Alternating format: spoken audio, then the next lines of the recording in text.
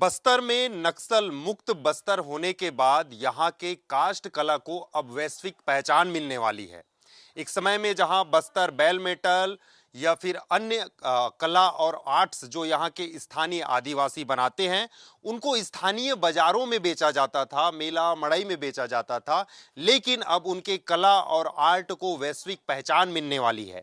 मैं इसलिए कह रहा हूं क्योंकि बेल मेटल आर्ट से लेकर बांस से बनी वस्तुएं, काष्ठ कलाएं, इन सब को बड़े मार्केटिंग साइट चाहे अमेजन हो, फ्लिपकार्ट हो, मीशो हो, इन जगहों पर अब डिस्प्ले किया जाएगा। और इस वक्त मैं जो है जगदलपुर से 17 किलोमीटर दूर चिलकुटी गांव में हूं और चिलकुटी गांव में ग्रामीण आदिवासी महिलाएं जो है बेल मेटल से अपना आर्ट बनाती है। आप पहले वो आर्ट दिखाता हूं मैं आपको। देखिए वो आर्ट है जो बेल मेटल से यहाँ के जो स्थानीय महिला आदिवासी है उन्होंने ये आर्ट बनाया है। ये आर्ट एक समय में बस्तर के स्थानीय बाजार, मेला मड़ई या फिर लोकल मार्केट में ही बिका करता था। लेकिन सोचिए जब ये अमेजॉन, फ्लिपकार्ट जैसे बड़े सोशल मार्केटिंग साइट में बिकेगा, जहां देश और विदेश में घर बैठे लोग इन चीजों को खरीद पाएंगे। अब देखिए कितनी सुंदर सुंदर चीजें जो है इन महिलाओं ने बनाया है और ये वर्षों से बनाते आ रहे हैं। हम जो है बात भी करेंगे इनसे। दीदी इसको क्या बोलते हैं? पहले तो आप अपना नाम बता दीजिए। मेरा नाम उर्मिला सागर है। अच्छा दीदी, इसको क्या बोलते हैं? आप कितने सालों से इस गांव में इस कला को बनाते आ रहे हैं? ये हम लोग का परंपरा हो गया, दादा परदादा से चलते आ रहा है, पीढ़ी दर पीढ़ी चलते आ रहा है। अभी मेरे पापा से मैं सीखी, फिर और बच्चे लोग ऐसे सीखते सीखते ऐसे चल रहा है। अभी हम लोग समूह वाले भी करते हैं इसको। इसको डोकरा आर्ट से भी जाना जाता है, इसको बेल मेटल के नाम से भी जाना जाता है, दोनों नाम से। दीदी जैसा कि आप बता रहे हैं कि आपके जो पिताजी थे वो भी करते रहे, माताजी, और आप भी कर रहे हैं, तो तब से लेकर अब तक ये क्या सिर्फ स्थानीय मार्केट में ही बिका करता था? जी जी, ये लोकली मार्केट में बिका करता था। और अभी हम लोग समूह से जुड़े हैं तो सरस मेला लगता है, तो सरस मेला वगैरह में जाते हैं। और कोई व्यापारी या ऑफिस ऐसी लोकली बार। अच्छा दीदी, ये कितना रेट होगा इसका? इसका रेट बताइए। ये 1800 का है। 1800। अच्छा दीदी, अभी आपको पता होगा कि ये जो है अमेजोन, फ्लिपकार्ट वगैरह में बिकने वाला है, ये पता है ना? जी जी, अच्छा, पता है। ये डिस्प्ले होगा वहाँ। जी जी, तो इसका रेट कितना हो जाएगा फिर? वहाँ जाने से तो हम लोग थोड़ा ज़्यादा रेट में बेचने का कोशिश करेंगे सर। अभी यहाँ तो हम लोग लोकल मार्केट करते हैं बोल के उतना हमको फ़ायदा भी नहीं मिल पाता है। तो अमेजॉन, फ्लिपकार्ट वगैरह में हम लोग बेचेंगे तो थोड़ा फ़ायदा होगा बोल के ही सोच रहे हैं। अच्छा, मतलब ये 1800 आप बेच रहे हैं, ये 2500 हो सकता है घर पहुंच हाँ, जी जी, घर पहुँचेगा तो 2500 भी हो सकता है। से जो है आपकी जो मेहनत है वो मिल जाए। मिल जाएगा। अभी हम लोग लोकल मार्केट कर रहे हैं तो उतना कहीं मिल जाता है, रेट भाव भी होता है। और मटेरियल का भी रेट दिनों दिन बढ़ते आ रहा है सर। पहले कम था, अभी तो 750 800 के आसपास हो गया है। अच्छा, कितना फायदा मिलेगा दीदी? बात सिर्फ बेल मेटल की नहीं है, बात देखिए कई सारे बांस से बनी वस्तुएं भी यहाँ खास है, कलाट जो लकड़ी से बने वो भी है। ये सब चीजें जब अमेजोन, फ्लिपकार्ट में बिकेगा तो आप लोगों को कितना फायदा मिलेगा उससे? हम लोग को जैसे जो लोकल मार्केट में फ़ायदा नहीं मिल रहा है, अगर हो सके बाहर का भी कोई ले ले ले तो उन लोग इतना अच्छा चीज़ है बोल के उन लोग अपना पसंद करके घर बैठे मिल रहा है, हाथ में बनाए चीज़ बोल के ज़्यादा भी हमको मतलब अभी तो मार्केट वगैरह जाते हैं, बस उस ये सब दुनिया भर का खर्चा लग जाता है, तो हम लोग को उतना फ़ायदा नहीं मिल पाता है। तो हम लोग घर बैठने से ही भेज देंगे तो हम लोग का बाकी खर्चा तो बच जाएगा। घर से ही भेज देंगे तो कुरियर का चार्ज उनको देना पड़ेगा बस, और बाकी पैसा तो हम लोग का भी बच जाएगा, तो ज़्यादा फायदा होने का संभावना है। कैसे बनता है दीदी? ये कितना मेहनत लगता है इसके लिए? इसको सर हम लोग एक दिन में भले छोटा रहे चाहे बड़ा रहे, हम लोग एक दिन में रेडी नहीं कर पाते हैं। हम लोग बनाने वाले हैं बोल के एक दिन में 15 पीस भी बना लेते हैं, एक दिन में 20 पीस। लेकिन इसको मॉडल बनाए हो तो 20 ही पीस मॉडल बना पाओगे, 50 पीस मॉडल बनाया हो तो 50 ही पीस। लेकिन इसको सूखते तक टाइम लगेगा। सूखने के बाद हम लोग को इसको प्लेन करने के लिए और टाइम लगेगा। उसके बाद हम लोग को मधुमक्खी वाला जो मोम बेक्स उसका डिजाइन लगाते हैं। उस डिजाइन में थोड़ा हम लोग को टाइम लगता है, एक एक पीस करके डिजाइन लगाना। फिर उसके बाद फिर मिट्टी चढ़ाते हैं, फिर उसके टाइम लगेगा सूखते तक। फिर दूसरा मिट्टी चढ़ेगा, फिर टाइम लगेगा सूखते तक। फिर तीसरा मिट्टी चढ़ेगा, फिर टाइम लगेगा उसका सूखते तक। उसके बाद हम लोग पीतल जाने का सुराग बनाते हैं। हमको एक सामान को बनाने के लिए जैसे धूप के समय होने से हमको ये 3 से 4 दिन लग जाएगा। ये सीढ़ी वही सीढ़ी चलता है। एक दिन में जैसे मोम का बना दी फिर मिट्टी छापी इसको की वैसा नहीं होगा, बस उसको टाइम देना पड़ता है। अगर आग के पास हम लोग रख देंगे तो मोम है पिघल के पूरा क्रैक आ जाता है, फट जाता है। और धूप से हमको सुखाना पड़ता है। अभी बारिश में हम लोग को दिक्कत होता है सूखने उखने में, तो ज़्यादा आग के पास रख देंगे बोलने से क्रैक आ जाता है। कुल मिला के आपकी जो बता रहे हैं मेहनत, ये अमेजोन वगैरह बड़े साइड में, मार्केटिंग साइड में जाने से बहुत ज़्यादा फायदा। बहुत ज़्यादा फायदा होगा। देखिए कुछ और दिखाना चाहता हूँ मैं, ये बना रहे हैं दीदी, आप देख सकते हैं। दीदी क्या बना रहे हैं ये? कछुआ। कछुआ बना रहे हैं। अच्छा, कितना दिन में बन जाता है एक कछुआ? एक दिन लगेगा नहीं, 3-4 दिन लग जाएगा। कितना साल से बना रहे हैं आप? खूब दिन से बना रहे हैं, दादी पीढ़ी से। दादी पीढ़ी से बना। हाँ अच्छा, जहाँ शादी होके आए वहाँ भी बना रहे थे पहले, मतलब अपने मायके में भी बना रहे थे? हाँ और यहाँ ससुराल में भी बना रहे? हाँ मतलब ये काम करते ही हैं आप? हाँ, काम करते सी हैं। अच्छा, आप दीदी आपका क्या नाम है?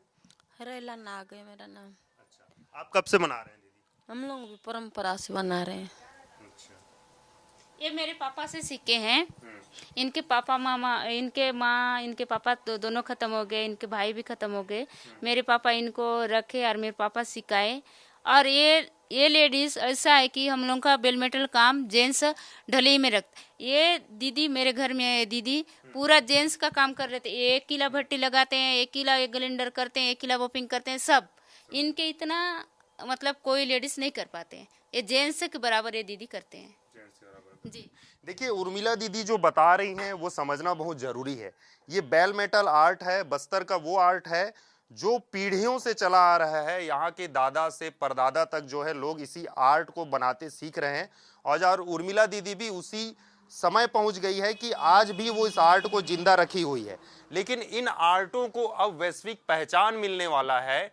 ये जो आर्ट हैं ये अब अमेजॉन, फ्लिपकार्ट, मीशो जैसे बड़े सोशल मार्केटिंग साइट में बिकने को तैयार हैं। और सबसे खास बात यहाँ रहेगा कि इस आर्ट को जिसने तैयार किया है उसका बाकायदा इनको जियो टैग भी मिलेगा कि इस आर्ट को चिलकुटी गांव की उर्मिला ने तैयार किया है। ये अमेजॉन में दिखाई देगा, ताकि जब भी लोग देश और विदेश में बैठ के इस बेल मेटल आर्ट को लेंगे तो उनको पता चलेगा कि बस्तर की एक आम आदिवासी महिला ने इस बेल मेटल आर्ट को तैयार किया है। बहरहाल बस्तर के लिए बहुत ये सुखदायक खबर है कि यहाँ के जो आर्ट कल्चर है, यहाँ की जो वेशभूषा है, उसको जो है अब वैश्विक पहचान मिलने वाली है। जैसे नक्सलवाद के खात्मे के साथ बस्तर की जो कला है अब देश विदेशों में प्रख्यात होगी। अभी समाचार चैनलों के माध्यम से जानकारी मिली है कि ई-कॉमर्स वेबसाइट पे इन कलाओं को आम लोगों तक पहुंचाने की जल्द कोशिश की जाएगी। जो विदेशी पर्यटक हैं यहाँ नहीं आ पा रहे हैं, वो बस्तर की कलाओं को जीवंत देखना चाहते हैं, वो ई-कॉमर्स वेबसाइट के माध्यम से इनको ले सकते हैं। प्लस इसके साथ जो देश दुनिया के लोग हैं, बहुत सारे लोग जो बस्तर की कलाओं को एकदम करीब से जानना चाहते हैं, वो भी इसका लाभ ले सकते हैं। तो बहुत अच्छा कदम है सरकार के द्वारा जो ये ई-कॉमर्स वेबसाइट पे लाया जा रहा है, इसकी सराहना की जानी चाहिए। पहले रेट मतलब कि कम में मिलती थी, अब लगता है कि हाँ अब अमेजोन ऐसे साइड में जाएगी तो इसकी रेट अब बढ़ जाएगी, अब लोगों को अब इसमें फ़ायदा मिलेगा। हाँ, ये देखा जाए तो अब क्या है, पहले लिमिटेड लोग इसको एक्सेस कर पाते थे कि जो बस्तर तक आए हैं वही इन कलाओं को देख रहे हैं, वो अपने हिसाब से बार्गेनिंग करके ले जा रहे हैं। अब ई-कॉमर्स वेबसाइट के आने से बल्क ऑर्डर भी मिलेंगे उन लोगों को जो बना रहे हैं इसे, तो जो बहुत सारे लोगों को फ़ायदा भी होगा इससे। देखिए अभी तक बस्तर की जितनी अमूल्य संपदाएं, हस्तशिल्प, बेल मॉटम की चीज़ें वगैरह थी, वो जो है वो सरकारी दुकानों पे या शहर के लगभग तक ही सीमित थी। लेकिन अब एक सरकार द्वारा नई रणनीति तैयार की गई है। एक नई चीज़ों के माध्यम से अब इन्हें जो है ऑनलाइन प्लेटफॉर्म के माध्यम से देशी नहीं देश दुनिया में उपलब्धि के क्षेत्र में इन्हें देखा जा सकता है। जो विदेशी पर्यटक अब तक बस्तर आते थे, बस्तर में इन चीज़ों को देखते थे, उनका सराहना करते थे, अब वो सारी चीज़ें जो हैं उन विदेशी पर्यटकों को घर बैठे अमेजॉन जैसे, फ्लिपकार्ट जैसे ऑनलाइन प्लेटफॉर्म के माध्यम से उन्हें घर पहुंच सेवा के माध्यम से मिल जाएगी। ये बस्तर के लिए भी एक बहुत ही अच्छी चीज़ है, बड़ी उपलब्धि है बस्तर के लिए। एक बहुत बड़ा फैसला जो है केंद्र सरकार के द्वारा लिया गया कि बस्तर जो एक समय तक नक्सलवाद का दंश सहता चला आ रहा था, किसी को भी ये नहीं लगता था कि नक्सलवाद पूर्ण रूप से ख़त्म हो जाएगा। लेकिन आज स्थिति ऐसी है कि नक्सलवाद पूर्ण रूप से बस्तर से खात्मा कर दिया गया है नक्सलवाद का। अब जितनी अमूल्य चीज़ें, संपदाएं और खनिज संपदाएं जो अंदर छुपी हुई थी, माइक्रो इंटीरियर क्षेत्रों में नक्सलियों के कारण छुपी हुई थी, अब वो धीरे धीरे जो है लोगों के सामने आएगी। और हमको ही नहीं पता कि अंदर ऐसी कितनी अमूल्य संपदाएं हैं जो बाहर आनी भी चाहिए थी, जिसके कारण अब और आने वाले समय में बस्तर अपने इन्हीं संपदाओं के कारण और प्रख्यात होगा।